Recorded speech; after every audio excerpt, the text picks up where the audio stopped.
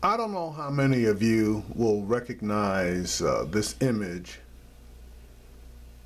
because it's not an image that has been placed out there in front of people by media. Now, this person has been on and off again in the news for the past 2 years. And I know that's not much of a clue, so let me just cut to the chase. This is a picture of Eric Garner. Surprising, huh? This is obviously a very favorable picture of Mr. Garner, but as usual, mainstream media tends not to portray a lot of black people in the most favorable light. I say some, not all. Well, I just found out that more than 2 years after a New York City police detective was caught on video strangling Mr. Garner, the United States Department of Justice is finally going to charge that police officer. Finally, there may be an attempt to get Mr. Garner the justice that he deserves. Now, you may wonder why it's taken 2 years to get to the point that we're at right now. Interesting. Obviously, the New York City prosecuting attorney, the district attorney in the borough of Staten Island, and that covers, I believe, Queens as well, but I'm not sure. It's probably just Staten Island. He refused to bring charges against Mr. I believe the guy's name was Daniel Pantaleo.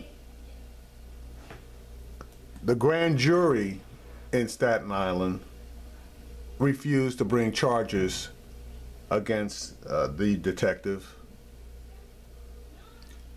and even the New York chapter of the Department of Justice did not want to bring civil rights violation charges against Mr.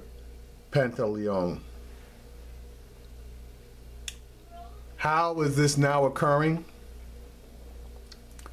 Well, it looks like Loretta Lynch decided to get involved in this thing and had the Washington-based federal prosecutors look into this, and they were the ones that made the decision to bring federal charges, which at this point have not been brought, but all indications are that the charges will be brought sometime before the new year.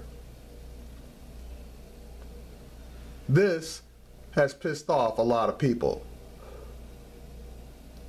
principal of which are the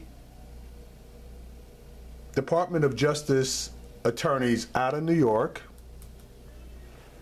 You know for a fact that the Policemen's Benevolence Association, which is the largest police union in the country, they're all pissed off. And you might as well figure that the regular beat cops are going to be pissed off too. The local federal investigators have indicated, anonymously of course, that they are seething, and they accuse their Washington colleagues of only trying to make an example out of Pantaleo at any cost. As I indicated previously, Patrick Lynch, prick racist asshole that he is, the president of the Patrolmen's Benevolent Association, was furious, and he claimed that the United States Department of Justice is just going on a fishing expedition. fishing expedition my ass.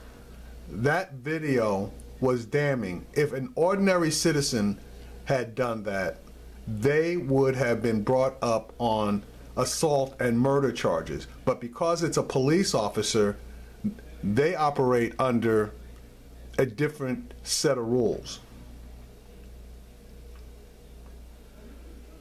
The president of the PBA, Patrolmen's Benevolence Association, claims that the Department of Justice is not trying to take a second bite at the apple, they're trying to take a third bite. Further, the news to indict Detective Pantaleo has not even been reported by local newspapers such as the Daily News. That was the newspaper that first posted the video showing Eric Garner's final moments of life as he gasped that he couldn't breathe. And as that detective had an illegal chokehold on him, which led to the ending of his life. Now there is going to be bitter infighting between the Washington prosecutors and the New York prosecutors, and more than likely the Washington prosecutors are going to have to come in and take the information that was obtained by the New York investigators, throw their own investigators in on this thing to clean it up. I can only say that, as far as I'm concerned, justice is finally being done.